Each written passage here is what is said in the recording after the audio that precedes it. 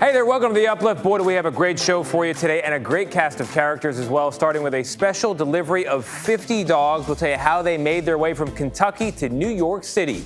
Also, two friends who made a name for themselves at their senior living facility. What's the talent that made these two fellas stand out? We'll explain. Also, Star Trek actress Sonequa Martin-Green has a touching tribute to the groundbreaking Nichelle Nichols and the passions that connect them. Also, a family that has made the same treat for 60 years. What's their specialty? Plus, a man who stunned the running world when he qualified for the Boston Marathon in a very unusual way. What did he do? We'll talk about it. All that, plus our most heartwarming videos, the ones you just need to see. You're watching The Uplift.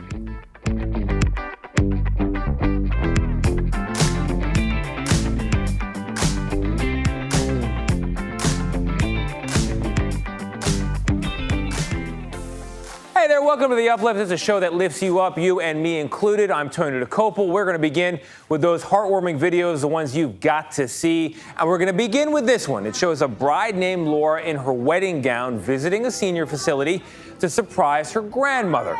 Laura's grandmother has Alzheimer's and was not able to go to the wedding because she had been sick around that time.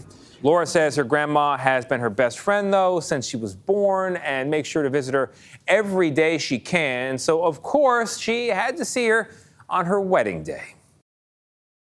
Our next video shows 11-year-old Zoe at Disneyland. Zoe there in the pink shirt happens to be deaf. She was shocked when she walked up to Anna from Frozen, and Anna started to talk to her back in sign language. Her mom said that most characters do know how to say a little bit, like nice to see you. So when Anna started saying much more than that, Zoe was thrilled beyond words to be able to talk to a princess. And what did they talk about? Zoe's trip to Disney with her family, also their favorite rides, of course. It's a great story. Eliani moved to Japan when she was 6 months pregnant, and then the pandemic hit. That meant she couldn't see her mom for 2 years because the borders of many countries were closed. Well, they finally reunited for the first time, and her mom, Solange, got to meet her daughter, Alani, now 2 years old. There's the moment. Oh, it's beautiful.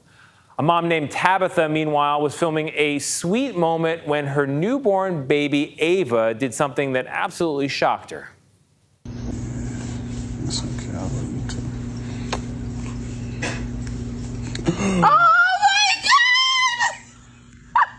Ava was just 3 weeks old when she lifted her head up and planted a kiss right on Dad's cheek in response to his. Oh my God, it's so sweet. Oh, we need a moment. All right, ever wonder how fortune cookies are made? Well, there's no better company to show us than the Golden Gate Cookie Company. They make about 14,000 cookies a day, and it's been doing so for 60 years. CBS San Francisco's Reed Cowan shows us inside the factory. This is our life. This is my life. Golden Gate Cookie Company owner Kevin Chan I don't count. doesn't count the cookies, so we did. 14,000 cookies a day, 365 days a year, and at 60 years, that's more than 300 million cookies from this same place and the same San Francisco family. She's the one that makes the batter. Nancy Chan is the cookie matriarch and maker of a family that has become a San Francisco institution known the world over. As Kevin approaches the 60th anniversary since Nancy first opened the doors, he knows We should honor her mom. I got a long way to live, but she don't have much time. 73. other fortune cookie makers moved out of Chinatown into big factories selling to global restaurants. Many didn't make it, so the Chans made a choice. Keep it local. Why did you keep it right here in the street? I want people to come into San Francisco and taste one of our authentic San Francisco invention, American products. You could have been way richer. I could do that, but that's not my point. My point is the communities, the people. The community. Yeah, communities. Where you guys come from? People like this family from the Netherlands, whose children saw the Chan family cookies with wonder. I got people coming all over the world. Where you come from? Poland. Poland! This is our pride. A San Francisco pride. So whether you're a cook, a baker, or a candlestick maker, do what you do as an act of service. And the payoff? Serving is happiness. Happiness is serving. brings the best fortunes and the sweetest treats. Come for the cookie, stay for the fortune. That's a great piece. Coming up, meet the rescue dogs who made their way from flood-ravaged Kentucky to Manhattan's Hell's Kitchen neighborhood. There they are. Plus, what links Star Trek actress Sonequa Martin-Green with TV pioneer Nichelle Nichols, who also starred on the same show decades earlier? It's more than just acting.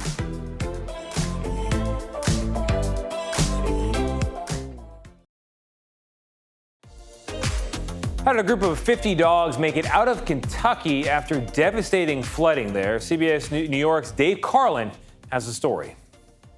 New York City welcomes this live cargo special delivery. A crowd of canines from Kentucky, 50 of them rescued from a state where its eastern section is ravaged by flooding.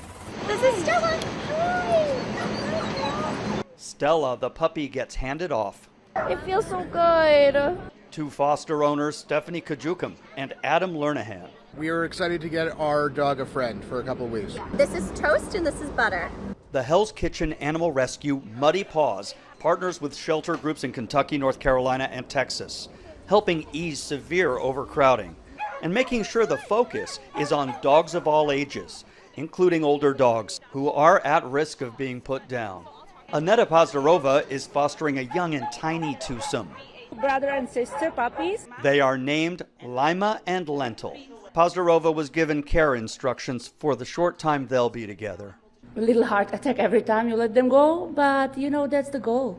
That's why I sign up for it. This transport van will leave empty of these guys, but a delivery is coming next week. Foster, adopt, donate.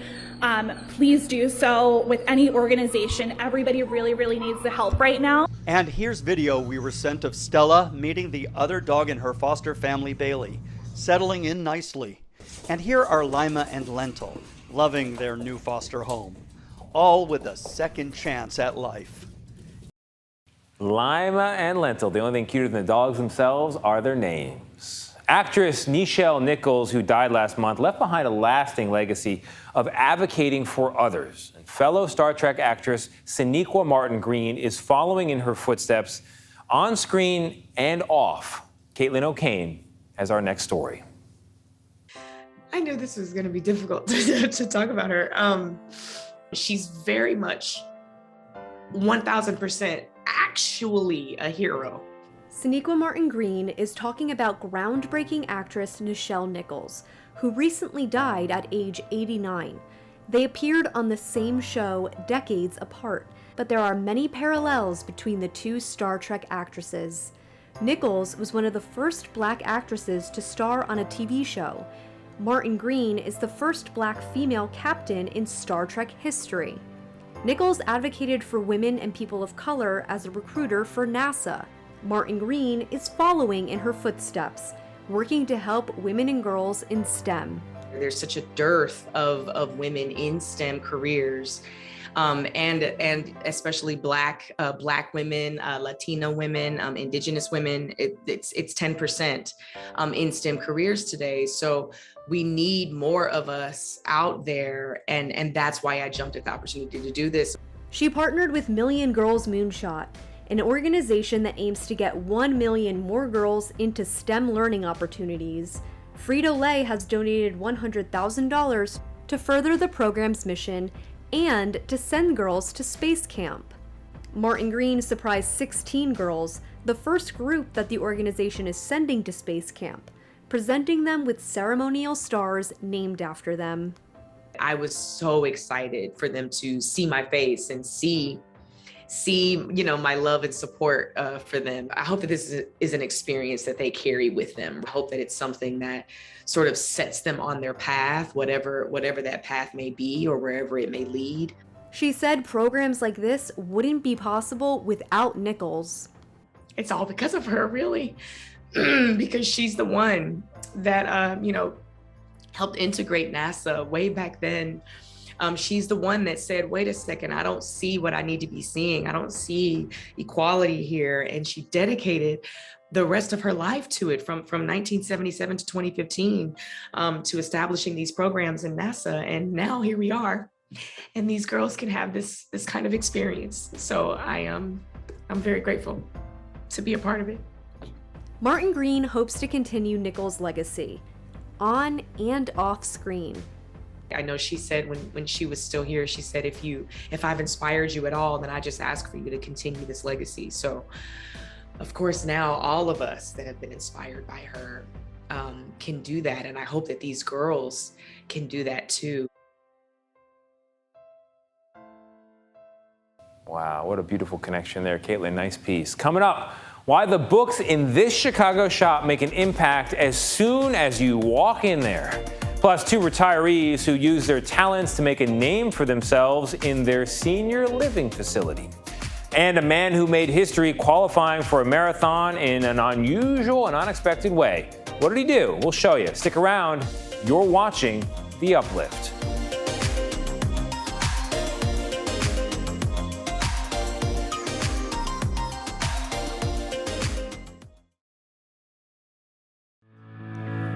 Two friends in a senior living facility didn't want to completely give up work after they retired. CBS San Francisco's Andrea Borba shows us how they get their fix. The first rule of the woodshop at Stone Ridge Creek Retirement is clean up your sawdust. We're about a third of the way through this project. Of the 79,201 residents of Pleasanton, only 2 are known as the Fix-It Guys, 80-year-old Rick Levesque and 95-year-old Phil Wire. When Rick and his wife Kathy moved in after a 40-year career in nuclear physics at Lawrence Livermore National Laboratory, he needed a hobby, and fast. After twiddling my thumbs for a few weeks, I said, I gotta do something, I'm going nuts. After building a desk and a model wooden ship, Rick found himself in the woodshop 5 hours a day, 7 days a week, just to get off the sofa. He and Phil carved out a niche as the Fix-It Guys for the residents of Stone Ridge Creek. It's a continuum of furniture pieces, broken lamps, all kinds of crazy things that are broken come into this shop. We have built a reputation with the residents. If it's broken, bring it to the shop. They'll fix anything. The craziest thing they fixed? One of them was a gentleman's dentures. No joke. What do you need? He pulls out his upper palate and he says, my dentist hasn't been able to fix the burr on this tooth and it's causing an ulcer. Not a problem for these 2. The hardest was a wine barrel, making a bar out of it. Today, retired salesman Phil is working on a hexagonal planter box. But it's not just about busy hands keeping minds young here. It's mostly about this. There's a picture of it on the web. And this. Yeah, he does everything I tell him. We gripe about the music, we gripe about the sawdust on the floor, all kinds of things. But we gripe with a smile, and we have a good time. The work of serving their fellow residents is a secondary priority to camaraderie. Without this, I don't know what I would have done. We can fix anything in this shop but a broken heart. They're hard to fix. Proving liquid nails can hold more together than just wood. We were good friends, and we learned that here. Yeah, there's always meaning in work. It's a beautiful piece there. They say never judge a book by its cover, but at one Chicago bookstore, the covers make a powerful impact. Here's Adriana Diaz with the story. Step inside this Chicago children's store and enter a new world. We get a lot of gasps from children. Really? We do. We've had parents and adults cry in the store. You know, it can be emotional for some people. Emotional because at Kiddo, the faces on the books are black and brown, and protagonists you don't usually see. A girl in a wheelchair, a mom in a hijab. These are deliberate choices, says Kiddo owner Kiwa Nurula. We want every kid to feel reflected, to feel seen, to feel included. Kids with disabilities, kids who are growing up in foster care or have been adopted. Why did you like these books? Because I like the pictures on them. With titles like Queer Heroes, Hair Love, and the ABCs of Black history. Beeswax crayons that show wow. the different skin shades. Oh, I wish I had these growing up. Nurilla introduced us to some regulars. Ryan has two beautiful, brilliant mothers, and we have an exceptional daughter. And so we want her to be represented in the books that she sees. Nurilla got into this work as a new mom. She didn't see options that reflected her family, so she made them. Do you have a business background? Not at all. Not at all. This is her background, the performing arts, where she also embodied diversity in an unexpected way.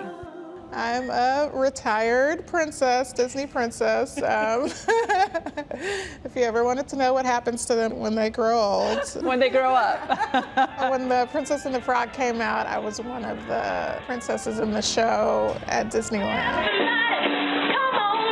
You're always thinking about your representation on stage and what that could mean for a little kid who wants to sing and dance too. Your total is 50. But business is in her blood too, stretching back to her great-grandfather. Simeon Neal Sr. was a tailor, and he had a family in Tulsa, Oklahoma. He had a tailor shop on Black Wall Street, and his family was forced to flee during the massacre of 1921. They made it to the south side of Chicago, where they reopened the family business. An entrepreneurial legacy that lives on here. We don't want any child to feel isolated in their experience. We want them to come into the kiddo store and say, oh wait, I'm not the only one. And when books have heroes of all backgrounds, real-world heroes are born.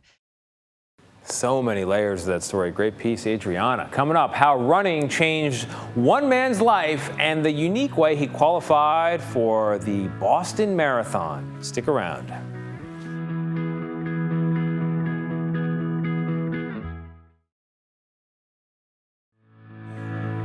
Markelle Taylor's life changed when he joined a running club in a place that you might not expect.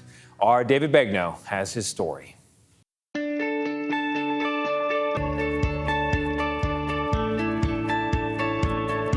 If you were to say to Markelle Taylor, hey man, what is your secret to success? He just might say, if you fall in life, just get up and keep running. At 49 years old, he is gearing up for the Chicago Marathon this fall. The streets of California is where he trains. This is where I was raised, right here. Not bad for the views. Nah, it's beautiful.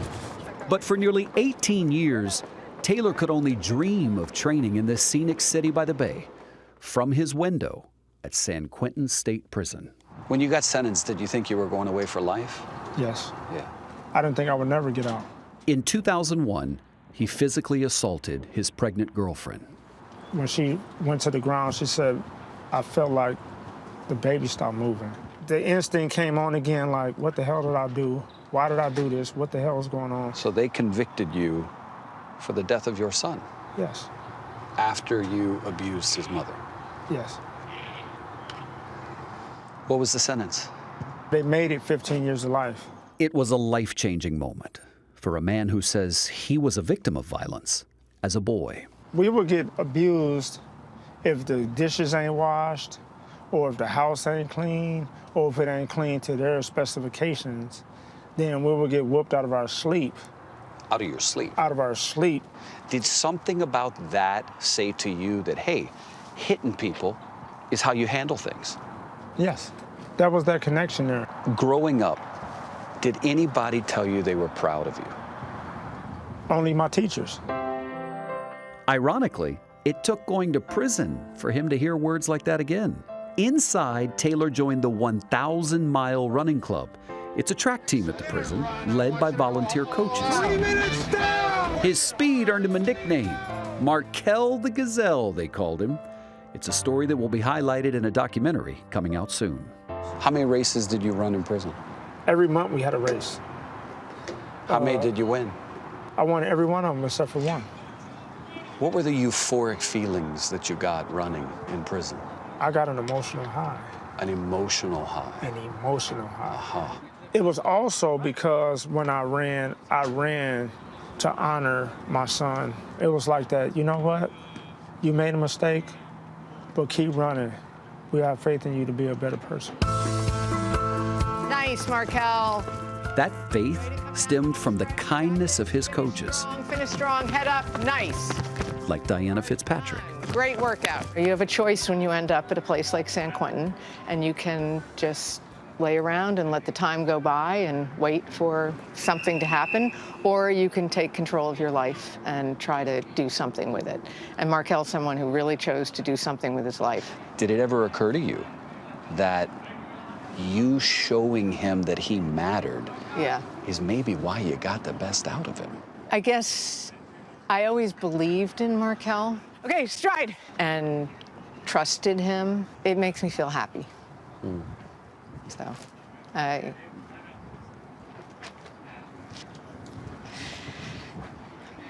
With that support, Markelle Taylor did something that has never been done at San Quentin before. He ran a marathon that was so fast he qualified for the 2019 Boston Marathon. And get this, a month before the marathon, he was released on parole after serving nearly 18 years, and they gave him special permission to race. I couldn't really enjoy Boston because I was still being happy and appreciative of just being free. Well, this spring he went back and ran Boston again, off parole, and truly a free man. What was the time then? 2:52 flat. And that is a time so speedy, he placed in the top 5% of all the runners. It's now your drug. Exactly. It's now my drug. But it's a positive, good drug that don't hurt people. That's right. It helps people. He's been given a new starting line at Life. He's now got his own one-bedroom apartment where he's starting to cook again. He got promoted at the grocery store where they took a chance on him. His boss told us he is a humble warrior. Have a good day. Thank you, man. New opportunities for a new man who's moving in the right direction. What do I see in your eyes? Someone that stopped running, that don't need to run no more, that can stand up to all my fears and anxieties. I feel like I signed a pledge of being nonviolent, and I know that not only do I owe it to myself and the people who are victimized in my lifetime, I owe it to all those who are counting on me and people who are looking for me to be a positive influence in their life. All right. What do I look like? What is my tombstone gonna say later when I pass? What would you like for it to say? That he fell, but he got up, and he changed the life of a lot of human beings for the better. That's why I keep doing it, and sometimes I have to do stuff like this to continue to validate myself. This type of stuff helps keep you accountable, doesn't it? Exactly. Yeah. That's what it is, the accountability. Yeah. Yeah. That's what it is. And that is our show. I want to say I hope it brightened your day and lifted you up, but I know it did with pieces like that. Stick around for our next Uplift. In the meantime, I'm going to go for a little walk and find some more good stories. See you again soon.